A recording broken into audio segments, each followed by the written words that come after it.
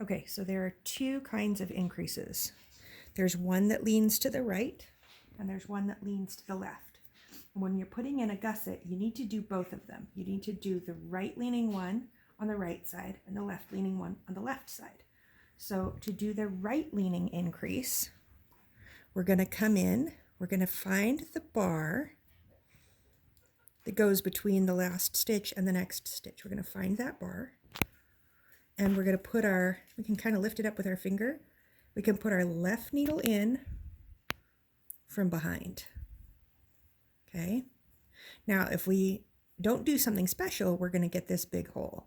But what we're going to do when we've put our needle in from behind is we're going to reach around. We can kind of open it up a little bit. Reach around and knit into that, and that should close the hole. Then we do our one stitch for our thumb. And now we're going to do the left facing, which means we're going to find exactly the same bar. And these are both called a lifted increase because we're going to take this bar and we're going to lift it.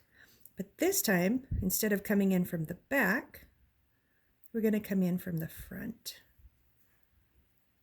And instead of coming here, we're going to reach around and we're going to go through the back loop. So that's called knitting into the back loop. And what that does, we have to be careful just to grab that one.